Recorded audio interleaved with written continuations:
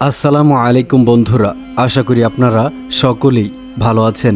বন্ধুরা, আজ আমি আপনাদেরকে জানাতে চলেছি একজন আরবের শেখ কিভাবে একজন নিরীহ এবং অসহায় মহিলাকে নিজের কাছে রেখে ব্যবহার করেছিল। কিন্তু যখন মহিলাটির স্বামী এই খবর জানতে পারে, তখন আরবের শেখ মহিলার সাথে কি করেছিল এবং তার স্বামীর সাথে কি করেছিল তা জানলে আপনি রীতিমতো অবাক হয়ে যাবেন। তাই ভিডিওটি শেষ পর্যন্ত দেখুন। ভিডিওটি যদি ভালো লাগে একটি লাইক অবশ্যই করবেন, আর চ্যানেলটিতে নতুন হয়ে থাকলে চ্যানেলটিকে সাবস্ক্রাইব করে রাখুন। তো চলুন শুরু করা যাক। আমি এক অভিজাত এলাকা থেকে এসি নষ্ট হওয়ার খবর পেয়েছিলাম। আমাকে সেখানকার ঠিকানা মোবাইলে টেক্সট মেসেজে দেওয়া হয়েছিল। আমি সেখানে লেখা ঠিকানায় এসি ঠিক করার জন্য পৌঁছে গেলাম। আমি সৌদি আরবের যে কোম্পানিতে চাকরি করতাম, সেখানের মালিক আমাকে যেখানে কাজের জন্য যেতে বলতো আমি সেখানেই পৌঁছে যেতাম। কিন্তু যদি কেউ আমাকে সার্ভিসিংয়ের জন্য কিছু টাকা বোনাস হিসাবে দিত, তখন আমরা অনেক খুশি মনে তা গ্রহণ করতাম।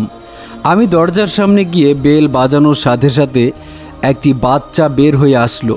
চেহারা দেখে বাচ্চাটাকে বাংলাদেশি মনে হচ্ছিল। সে আমাকে বলল, জি বলুন, কি কাজে এসেছেন? আমি বললাম, আমি আপনাদের বাসার এসি ঠিক করতে এসেছি। আমি তাকে বললাম তার মা বাবাকে ডাকতে। কিছু সময় পরেই সে ব্যক্তি বের হয়ে আসলো যে এসি নষ্ট হওয়ার অভিযোগ করেছিলেন। লোকটিকে দেখে আমি খুব অবাক হয়ে গিয়েছিলাম, কারণ সে ছিল একজন আরব। আবার অনেক ক্ষেত্রে এটাও স্বাভাবিক যে বাংলাদেশি কোনো মহিলার সাথে আরবের কোনো পুরুষের বিয়ে হয়, কারণ সে বাচ্চাটা একদম স্পষ্টভাবে বাংলায় কথা বলছিল, আর তাকে দেখে কোনো অংশেই আরবের বলে মনে হচ্ছিল না।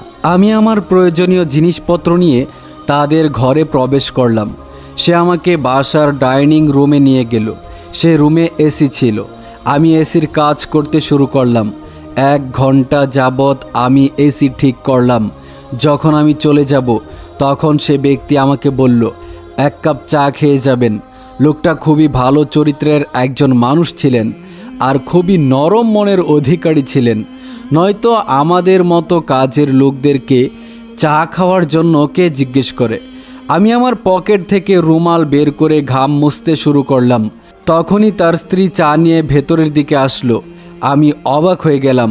সে আর কেউ নয়, বরং সে ছিল আমার মরিয়ম, আমার স্ত্রী মরিয়ম।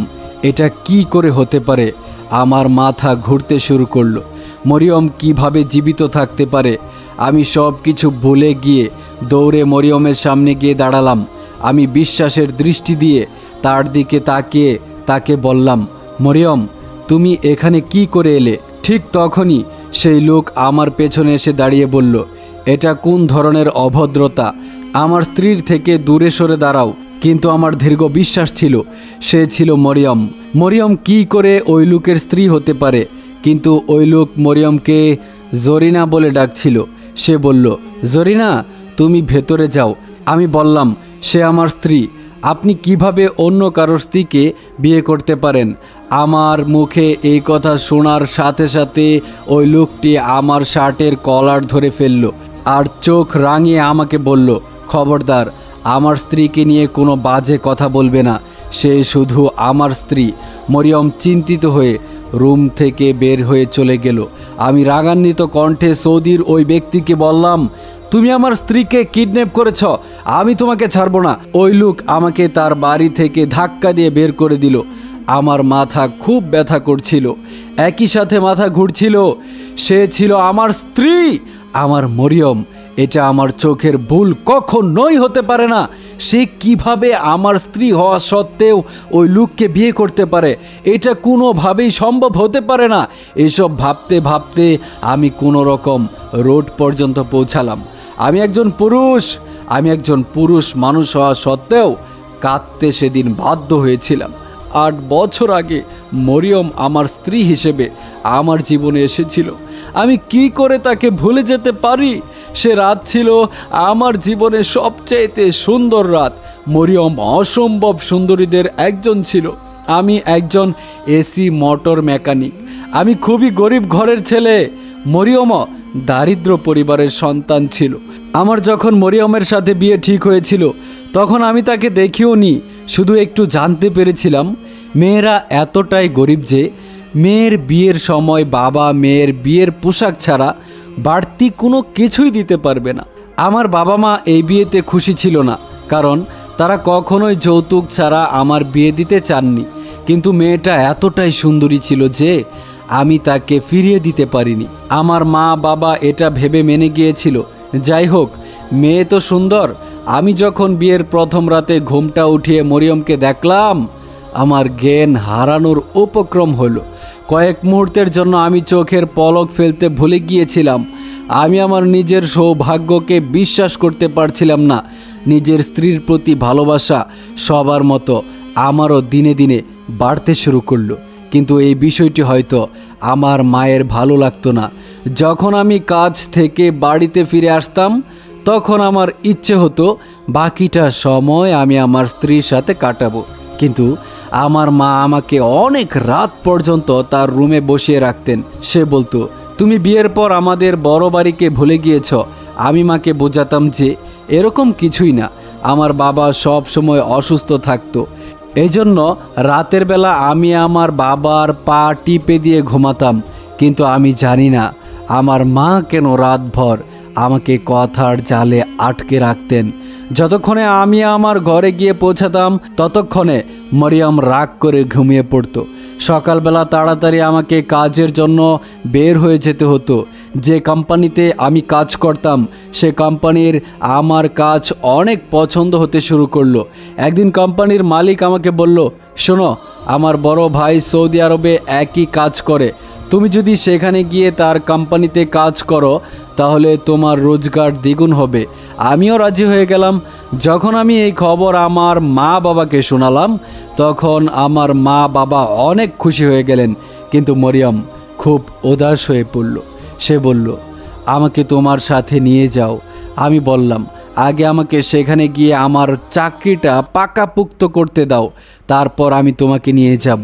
তখন সে বলল, তুমি আমার সাথে শুধু শুধু বাহানা করছো। সেখানে গিয়ে তুমি আমাকে ভুলে যাবে, আর এখানে তোমার মা আমার জীবন জাহান্নাম বানিয়ে ফেলবে। সারাদিন সে আমাকে এক মুহূর্তের জন্য শান্তিতে থাকতে দেয় না। সারাদিন সে আমাকে দিয়ে কাজ করায়। তুমি থাকলে আমার রাতগুলো শান্তিতে কেটে যায়, নয়তো সম্ভব হলে সে আমাকে সারা রাতই কাজ করাতো। মরিয়মের কথা কোথাও না কোথাও ঠিক ছিল। আমার মা খুবই কর্কশ স্বভাবের অধিকারী ছিলেন। আমার মা কখনোই পছন্দ করতেন না যে আমি আমার স্ত্রীর সাথে ভালো থাকি, তার সাথে সুখের সময় কাটাই। তার চিন্তা ভাবনা পুরোপুরি পুরাতন আমলের মানুষের মতো ছিল। সে ভাবতো বাড়ির বউরা হচ্ছে বাড়ির গোলাম, আর বাড়ির ছেলেকে নিজের আঁচলে বেঁধে রাখতে হবে যাতে তার বউয়ের দ্বারা বশ হয়ে না যায়। আমি সব কিছুই জানতাম, আর আমি চেয়েছিলাম সৌদি আরবে গিয়ে কিছু টাকা পয়সা জমিয়ে মরিয়মকে আমার নিজের কাছে নিয়ে আসব। আমি কান্না করতে করতে মরিয়মকে আমার বুকে টেনে নিয়ে বললাম, আমি তোমাকে বলে বোঝাতে পারবো না। তোমাকে ছেড়ে দেশ ছেড়ে গিয়ে আমার কতটা কষ্ট হবে। আমি কি করে সেখানে তোমাকে ছাড়া থাকবো? আমি জানি আম্মু পুরনো চিন্তাধারার মানুষ, কিন্তু শুধুমাত্র আমার জন্য তুমি কিছুটা সময় অপেক্ষা করো। আমি তোমাকে খুব শীঘ্রই সেখানে ডেকে নিব। তবে নিজের মনেও কোনো শান্তি ছিল না। যাওয়ার আগে আমি মরিয়মের হাত খরচের টাকা দিয়ে গেলাম, কারণ আমি জানতাম আমি সৌদি আরব থেকে যে টাকা দেশে পাঠাবো সেসব টাকা আমার মা কখনোই কোনো দিন মরিয়মকে দিবে না। মরিয়ম আমাকে অশ্রুসিক্ত নয়নে বিদায় জানালো, কারণ যতটা না ভালো আমি মরিয়মকে বাসতাম তার থেকেও বেশি মরিয়ম আমাকে ভালোবাসতো। আজ আমি ফুটপাথে দাঁড়িয়ে অঝরে আমার অশ্রু বিসর্জন দিচ্ছি আর ভাবছি মরিয়ম কি করে আমার সাথে বিশ্বাসঘাতকতা করতে পারে। সে তো আমাকে অনেক বেশি ভালোবাসতো। আমি তো এতদিন ভেবে এসেছি আমার স্ত্রী মারা গিয়েছে, আমি তো তার মৃত শরীর পড়ে যেতে দেখেছি। আমার মনে পড়ে গেল অনেক আগের কথা। তখন আমার সৌদিতে কাজ করার কেবল 1 মাস হয়েছিল।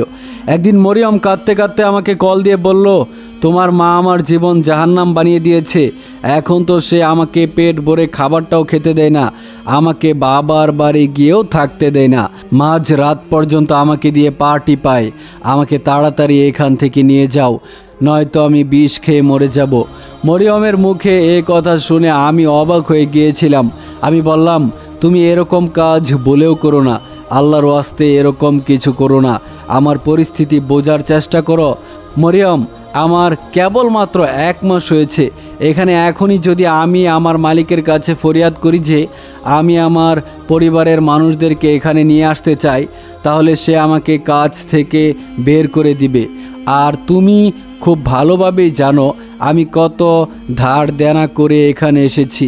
তুমি চিন্তা করো না, আমি মাকে কল করে বলছি যাতে তোমাকে কিছুদিনের জন্য বাবার বাড়িতে যেতে দেয়। আমি তোমার কাছে তোমার বাবার বাড়িতে টাকা পাঠাবো, তুমি তোমার জন্য নতুন জামা কাপড় কিনো। সে আমার কথা শুনে চুপ হয়ে গেল।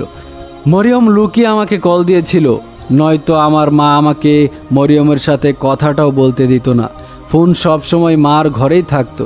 আমি যখন মাকে কল দিতাম তখন আমি বলতাম, মা আমাকে মরিয়মের সাথে কথা বলতে দাও। তখন মা বলতো, কতটা নির্লজ্জ, তুই মাকে কল দিয়ে বউয়ের সাথে কথা বলতে চাইছিস? কোনো প্রয়োজন নেই প্রতিদিন বউয়ের সাথে কথা বলার। যদি সব সময় ওর সাথে কথা বলতে থাকিস তাহলে কাজে মনোযোগ দিবি কি করে? আম্মা আমাকে এভাবে কথা শুনিয়ে কল কেটে দিত। একদিন রাতে আমি মাকে কল দিয়ে বললাম, মরিয়মকে কিছুদিনের জন্য ওর বাবার বাড়িতে পাঠিয়ে দিন। তখন আমার মা বলল, কেন, শ্বশুর বাড়িতে তোমার বউয়ের থাকতে খুব কষ্ট হচ্ছে বুঝি? আমি বললাম, সেরকমটা নয় মা, কতদিন হয়ে গিয়েছে ওর বাবার বাড়ি যায় না মরিয়ম, কিছুদিন ওকে একটু বেরিয়ে আসতে দিন। যাই হোক না কেন, আমি কোনোভাবেই আমার মাকে রাজি করিয়েছিলাম। তারপর আমি মরিয়মকে তার বাবার বাড়ির ঠিকানায় টাকা পাঠিয়ে দিয়েছিলাম। ও যখন বাবার বাড়িতে থাকতো ততদিন আমার সাথে কথা হতো। মরিয়ম আমাকে বলল, জোনায়েত, তোমার মা আমার উপর হাত তুলতে শুরু করেছে। জোনায়েত, আজকাল আমার শরীর একদম ভালো থাকে না। তখন আমি আমার স্ত্রীর প্রতি আমার মা বাবার আচরণে খুবই কষ্ট পেতাম, কিন্তু আমার সৌদি আরবের পরিস্থিতি অতটা ভালো ছিল না যে আমি মরিয়মকে তখনই নিয়ে আসব। একদিন আমি এসব ভাবতে ভাবতে গভীর চিন্তায় মগ্ন হয়ে বসেছিলাম। তখন আমি আমার মানিব্যাগে থাকা মরিয়মের ছবিটা দেখছিলাম। হঠাৎ আমার মালিক এসে দেখে ফেললেন। তিনি আমাকে জিজ্ঞেস করলেন, কি হয়েছে জোনায়েত, কোনো কারণে কি তুমি উদাস? আমি বললাম, আমার বাড়ির পরিস্থিতি ভালো নেই। তখন আমার মালিক বললেন, তাহলে না হয় তোমার বউকে সৌদি আরব নিয়ে এসে পড়ো। আমি বললাম, কিন্তু স্যার, আমার এখন অতটা সামর্থ্য নেই, আর আমার দেশে অনেক ধার দেওয়াও রয়েছে। আমি পুরুষ মানুষ, যে কোনো জায়গায় রাত কাটিয়ে দিতে পারি, যেখানে আমার ইচ্ছে করে সেখানেই যেতে পারবো। কিন্তু আমার স্ত্রীকে নিয়ে আসলে তাকে থাকার জন্য আলাদা বাড়ি ভাড়া নিতে হবে, ভালো একটা পরিবেশ লাগবে। কিন্তু সে সকল কিছুর বন্দোবস্ত করার মতো আর্থিক অবস্থা এখন আর আমার নেই স্যার। স্যার আমাকে বললেন, তুমি আমার কাছ থেকে কিছু টাকা ধার নাও, তোমার বেতন থেকে অল্প অল্প করে টাকা কেটে না হয় পরিশোধ করে দিও। আমি একটি ভালোবাসা চিনে রেখেছি। এখানে বাসাটাও ছোট্ট, তবে সুন্দর সব কিছু ব্যবস্থা রয়েছে, ভাড়াও কম। তোমরা স্বামী স্ত্রী খুব ভালোভাবে থাকতে পারবে। স্যারের মুখে এই কথা শুনে আমি খুশি হয়ে গেলাম। আমার অনেক বড় সমস্যার সমাধান হয়ে গিয়েছিল। আমি যখন আমার মাকে জানালাম যে আমি মরিয়মকে আমার কাছে নিয়ে আসব, মা বললেন তার কোনো প্রয়োজন নেই, সে এখানে আমাদের সাথে থাকবে। আমি বললাম, আমি এখানে আমার স্ত্রীকে ছাড়া থাকতে পারছি না, এই কারণে আমি মরিয়মকে আমার কাছে নিয়ে আসতে চাই। আমার স্পষ্ট কথা শুনে আমার মা আমার উপর রেগে গেলেন, কিন্তু তৎক্ষণাৎ আমার বাবা মায়ের কাছ থেকে ফোন কেড়ে নিলেন। তিনি বললেন তিনি নিজে মরিয়মকে এয়ারপোর্টে রেখে যাবেন। আব্বু আমাকে কোনো চিন্তা করতে নিষেধ করলেন। আমার মন শান্ত হয়ে গেল। আমি যখন আমার মালিককে জানালাম যে আমি আমার স্ত্রীকে সৌদিতে নিয়ে আসতে চাই, তিনি ভিসার টিকিটের ব্যবস্থাও করে দিলেন। আমি টিকিটের হিসাব মরিয়মকে পাঠিয়ে দিলাম। মরিয়মের ফ্লাইট দুবাই থেকে সৌদি আসলো। আমি যখন কিছুটা দেরি করে এয়ারপোর্টে পৌঁছালাম ততক্ষণে ফ্লাইট পৌঁছে গিয়েছিল। আমি মনে মনে অনেক খুশি ছিলাম। ঘরের বন্দোবস্ত হয়ে গিয়েছিল। অনেক আগ্রহের সাথে আমি মরিয়মের আসার অপেক্ষা করছিলাম, কিন্তু আমার অস্থিরতা তখন বাড়তে শুরু করলো যখন আমি দেখলাম সকল যাত্রীরা একে একে বের হয়ে আসলো, কিন্তু মরিয়ম আসলো না। আমার খুবই অস্থির লাগছিল। আমি সেখানকার স্টাফদের জানালাম যে আমার স্ত্রী এখনও বাইরে বের হয়ে আসেনি। তারা জানালো সেই ফ্লাইটের সকলেই ইতিমধ্যে বাইরে বের হয়ে এসে পড়েছে। আমি খুবই চিন্তায় পড়ে গেলাম, কোথায় গেল আমার মরিয়ম। আমি আমার মালিককে সবটা খুলে বললাম। আমার মালিক বললেন, আমি এই মুহূর্তে তোমার এয়ারপোর্টে এসে পৌঁছেছি। আমার মালিক এয়ারপোর্টে আসলেন। তিনি বললেন, এখানে আমার পরিচিত একজন আছেন, তার মাধ্যমে আমি তোমার স্ত্রীকে খুঁজে বের করব। কিছুক্ষণ পর আমার মালিক বের হয়ে আসলেন। তিনি বললেন, জোনায়েদ, তোমার স্ত্রী দুবাই এয়ারপোর্ট পর্যন্ত ফ্লাইটেই ছিল। এরপর সে আর ফ্লাইটে ওঠেনি, সে দুবাই নেমে গিয়েছে। এই কথা শুনে আমার জ্ঞান হারানোর উপক্রম হলো। মরিয়ম কিভাবে এত বড় ভুল করতে পারে? আমি তো ওকে মোবাইলে খুব ভালো করে সব কিছু বুঝিয়ে দিয়েছিলাম।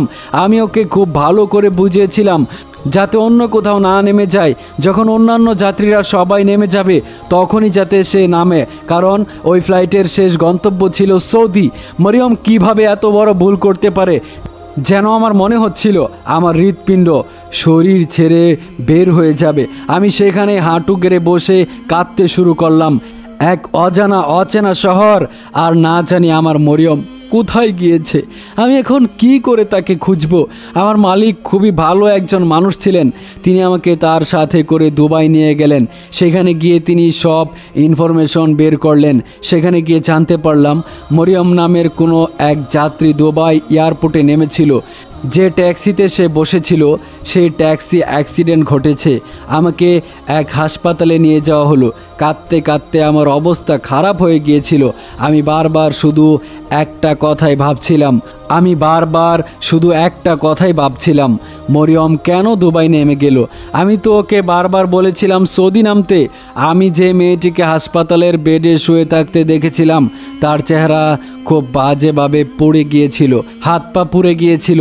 সে ট্যাক্সি থেকে যে ভ্যানিটি ব্যাগ পাওয়া গেল তা দেখে আমি আরও বেশি কান্নায় ভেঙে পড়লাম। সেই ব্যাগটা আমার স্মৃতি ছিল। আমি আমার স্ত্রীর কথা ভেবে সব সময় কান্না করতাম। সে সময় আমার কোম্পানির মালিক আমার পাশে ছিলেন। তিনি বললেন, হয়তো ভাগ্যে এমনটাই লেখা ছিল, তুমি আর কষ্ট পেও না। এখানে তোমার স্ত্রী অচেনা একজন মানুষ ছিল, এজন্য না বুঝে সে দুবাই নেমে গিয়েছে আর তারপর দুর্ঘটনার শিকার হয়েছে। আমার জন্য এটা কোনোভাবেই ছোটোখাটো কোনো কষ্টের বিষয় ছিল না। আমার মরিয়ম কতটা আনন্দে ছিল যখন আমি তাকে বলেছিলাম আমি ওকে সৌদি আরব নিয়ে আসবো। আমার মালিক আমার বেতন থেকে সেই টাকাও কেটে নেননি, যে টাকাটা মরিয়মকে বিদেশে আনতে খরচ হয়েছিল। তিনি আমার বেতনও বাড়িয়ে দিলেন। তিনি খুবই ভালো মনের একজন মানুষ ছিলেন। এই সকল খবর আমি বাংলাদেশে আমার মা বাবাকে জানালাম। আমার মা তখনই আমাকে বকাবকি শুরু করলেন। আমার মা বললেন, তোমার তো খুব শখ ছিল নিজের বউকে নিজের কাছে নিয়ে যাওয়ার, এবার দেখলে তো পরিণতি কি হলো। অনেকটা বছর লেগে গেল আমার নিজেকে সামলাতে, কিন্তু আমি আমার নিজেকে কাজের মধ্যে ব্যস্ত করে নিয়েছিলাম। 8 বছর পর আমি আজ আমার মরিয়মকে দেখলাম, কিন্তু অন্য কারো স্ত্রী হিসেবে। মরিয়ম কি করে আমার সাথে এমনটা করতে পারে? আমার স্ত্রী হওয়া সত্ত্বেও সে কিভাবে পরপুরুষকে বিয়ে করতে পারে? আমার সকল চিন্তায় আমার মালিকই আমার সত্যিকারের বন্ধু হিসেবে প্রমাণিত হলো। আমি সরাসরি আমার মালিকের বাড়িতে পৌঁছে গেলাম। আমি যখন সব কথা আমার মালিককে বললাম তিনি অবাক হয়ে গেলেন। তিনি বললেন, তোমার হয়তো কোথাও ভুল হচ্ছে। ওই মেয়ে কি করে তোমার স্ত্রী হতে পারে? তোমার স্ত্রী তো মারা গিয়েছে। যেন মনে হচ্ছিল তিনি কথাগুলো শুধু মুখেই বলছেন, কিন্তু তার নিজেরও কোথাও সন্দেহ রয়ে গিয়েছে। আমি বললাম, এরকমটা হতেই পারে না, সে আমার স্ত্রী, সে আমার মরিয়ম। আমি আমার স্ত্রীকে চিনতে কখনোই ভুল করতে পারি না। আমার জন্য এটা খুবই কষ্টের বিষয় যে আমার স্ত্রী অন্য কোনো পুরুষের স্ত্রী হয়ে জীবন কাটাচ্ছে।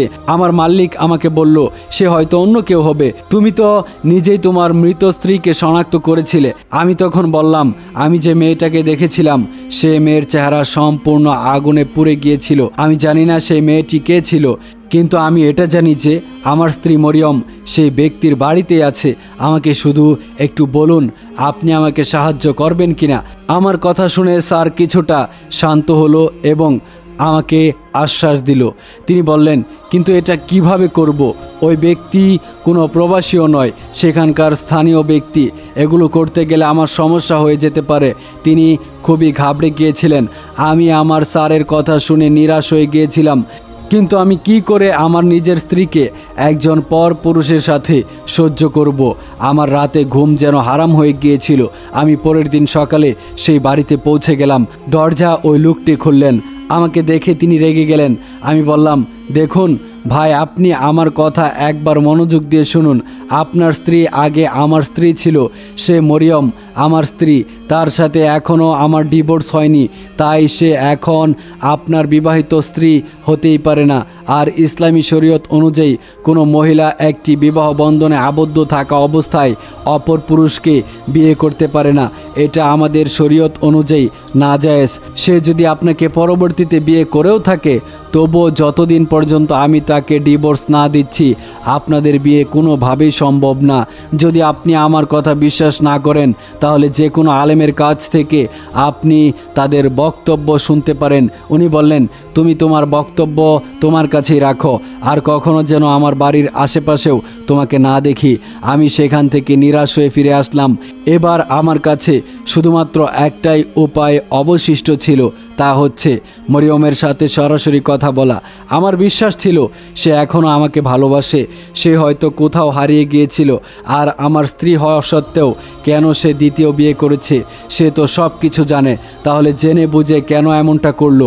আমি ও লোকের বাড়ির আশেপাশে বেশ কিছুদিন পাহারা দিতে শুরু করলাম, যাতে করে আমি বুঝতে পারি সে কখন বাড়ি থেকে বের হয় আর কখন বাড়িতে আসে। একদিন আমি অবাক হয়ে গেলাম। আমি দেখলাম আমার মালিক ওই ব্যক্তির বাড়ি থেকে বের হয়ে আসছেন। সে বাড়ির গেটের সামনে দাঁড়িয়ে ওই লোকের সাথে কথা বলছিলেন। যেভাবে আমার মালিক ওই সৌদি ব্যক্তির সাথে কথা বলছিলেন দেখে মনে হচ্ছিল তাদের মাঝে অনেক বছরের বন্ধুত্ব। আমার মন আবারও অস্থির হতে শুরু করলো। আমার মালিক সেই লোককে চেনে। এসব কি ঘটছে আমার জীবনে আমি কিছুই বুঝতে পারছিলাম না। আমি যে কোনো মূল্যেই মরিয়মের সাথে দেখা করতে চেয়েছিলাম, কারণ আমি বুঝতে পেরেছিলাম একমাত্র মরিয়মই সব প্রশ্নের উত্তর দিতে পারে। আমি শুধু সত্য জানতে চেয়েছিলাম। আমি গভীর রাত পর্যন্ত লুকিয়ে থাকলাম। আমি সারা রাত অপেক্ষা করলাম, কিন্তু ওই লোক বাড়ির বাইরে বের হলো না। যখন গভীর রাত হয়ে আসলো, তখন আমি কোনোভাবে বিল্ডিংয়ের দেওয়াল বেয়ে বারান্দা দিয়ে ওই সৌদি ব্যক্তির বাড়িতে ঢুকলাম। আমি দেখলাম একটি রুমে লাইট জ্বলছে। সেই রুমের পাশে এসে দাঁড়ালাম। আমি আস্তে করে জানালার লক খুললাম। জানালা খুলে গেল। আমি দেখলাম মরিয়ম আর সেই বাচ্চা মেয়েটা এক কোণে জড়সড় হয়ে বসে আছে। আর ওই লোক বলছিল, তোমাদের জন্য আমি অনেক টাকা দিয়েছি, এজন্য তোমরা কখনোই আমার থেকে মুক্তি পাবে না। আমাদের সম্পর্ক জায়েজ নাকি না জায়েজ তাতে আমার কিচ্ছু যায় আসে না, কিন্তু তুমি এখান থেকে কোথাও যেতে পারবে না। মরিয়ম অনুরোধ করে বলল, আপনি আমাকে একটি নাজায়েজ সম্পর্কে বেঁধে রেখেছেন। আল্লাহর ওয়াস্তে আমাকে এখান থেকে যেতে দিন। প্রতি মুহূর্তে আমি আর এত গুনাহ করতে পারছি না। আমার স্বামী খুবই ভালো স্বভাবের একজন মানুষ। আমি তার স্ত্রী, আমি তার আমানত, আমি তার সম্মান, যা আপনি বেশ কিছু বছর ধরে অপব্যবহার করছেন। আমি অনেক সহ্য করেছি, আর পারছি না। দয়া করে আল্লাহর ওয়াস্তে আমাকে এখান থেকে যেতে দিন। আমার স্ত্রী মরিয়ম কাঁদতে কাঁদতে সেই লোকের কাছে সাহায্য চাইছিল, কিন্তু ওই লোক আমার স্ত্রীর কোনো কথাতেই পাত্তা না দিয়ে হাসতে হাসতে ঘর থেকে বেরিয়ে গেল। আমি মরিয়মের সাথে একান্তে কথা বলার মোক্ষম সুযোগ খুঁজে পেলাম। আমি তাড়াতাড়ি করে জানালা খুলে ঘরের ভেতরে ঢুকে গেলাম। মরিয়ম আমাকে দেখা মাত্র দ্রুত পায়ে আমার দিকে এগিয়ে আসলো। সে আমাকে শক্ত করে জড়িয়ে ধরলো আর কাঁদতে কাঁদতে বলল, জুনায়েদ, আমাকে এখান থেকে নিয়ে যাও। আর তারা আমাকে একটি অবৈধ সম্পর্কে আটকে রেখেছে। আমি বললাম, তুমি এই ঝামেলায় কি করে ফেসে গেলে? মরিয়ম বলল, আমি জানি না, কিন্তু আমি দুবাইয়ের ফ্লাইট থেকে নামিনি।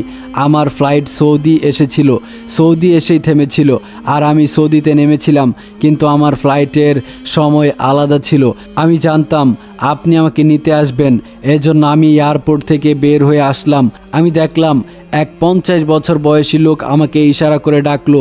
সে আমাকে বলল আমাকে জোনায়েদ পাঠিয়েছে তোমাকে নিয়ে যাওয়ার জন্য। আমি ভাবলাম হয়তো আপনি তাকে পাঠিয়েছেন, কারণ লোকটি আপনার নামই বলেছিল। যখনই আমি ওই লোকটার সাথে গাড়িতে উঠলাম, গাড়িতে এক ধরনের সুগন্ধে আমি জ্ঞান হারিয়ে ফেললাম। যখন আমার জ্ঞান ফিরল, তখন দেখলাম এয়ারপোর্টের ওই লোকটা আমার পাশে বসে আছে। আমি নিজেকে একটি অন্ধকারাচ্ছন্ন ঘরে আবিষ্কার করলাম। আমি উঠে বসলাম। আমি জিজ্ঞেস করলাম, জোনায়েদ কোথায়? তখন ওই লোকটা অট্টহাসি হাসতে শুরু করলো।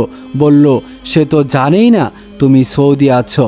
আমি তোমাকে জোনায়েদের জন্য নয়, আমার জন্য এনেছি। আমি তোমার ছবি জোনায়েদের কাছে দেখেছি। তোমার রূপ দেখে আমি তৎক্ষণাৎ মুগ্ধ হয়ে গিয়েছিলাম। এজন্য আমি এত বড় প্ল্যান বানিয়েছি। তোমার স্বামী জানে তুমি মারা গিয়েছ, এজন্য এখন থেকে তুমি আমার গোলাম হয়ে থাকবে। ওই লোকটি প্রথম আমাকে ভালোই সম্মান করত, আর তারপর আমাকে সেই সৌদি ব্যক্তির কাছে বিক্রি করে দিয়েছে। ওই লোক আমাকে জোর করে তার সাথে রেখেছে। আমি মরিয়মকে জিজ্ঞেস করলাম, তাহলে এই বাচ্চা কার? তখন মরিয়ম কাঁদতে শুরু করলো, বলল, এটা আপনারই সন্তান। আমি সৌদিতে আসার আগেই জানতে পেরেছিলাম আমি প্রেগনেন্ট।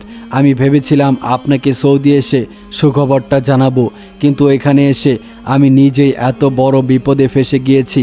আমি সেখান থেকে সেদিন চলে আসলাম, আর পরের দিন পুলিশ নিয়ে গেলাম ওই সৌদি ব্যক্তির বাড়িতে। পুলিশ আমার স্ত্রীর বয়ান নিল। তারপর আমার ফ্যাক্টরির মালিক আর ওই সৌদি ব্যক্তিকে গ্রেফতার করলো। আমি আমার স্ত্রীকে ফিরে তো পেয়েছিলাম, কিন্তু আমি কোনোদিনও কল্পনা করিনি যে মালিককে আমি আমার এত কাছের মানুষ ভাবতাম, সে এভাবে আমাকে ধোঁকা দিবে। আমি ভাবলাম যদি আমি টাকার লোভে বিদেশে না এসে দেশেই থাকতাম, তাহলে হয়তো আমার স্ত্রীকে এতগুলো বছর এত কষ্ট করে কাটাতে হতো না, এত কষ্ট হয়তো তার হতো না। আল্লাহ তাআলা আমাদের সকলের মা, বোন, স্ত্রী এবং মেয়েকে হেফাজতে রাখুন, আর আমাদের সকলের মেয়েদের ভাগ্য ভালো কিছু যেন থাকে, আমিন। বন্ধুরা, আমাদের আজকের এই গল্পটি আপনাদের কাছে কেমন লেগেছে তা অবশ্যই আপনারা কমেন্ট বক্সে জানাবেন, এবং ভিডিওটি প্রচুর পরিমাণে শেয়ার করবেন, যাতে করে সমস্ত মানুষ সতর্ক হতে পারে এবং সমস্ত মা বোনেরা সতর্ক হতে পারে। সেই সাথে এই ভিডিওটি লাইক দিয়ে চ্যানেলটিকে সাবস্ক্রাইব করে রাখুন। দেখা হবে পরবর্তী কোনো ভিডিওতে। আজকের মতো এখানেই বিদায় নিচ্ছি। আল্লাহ হাফেজ।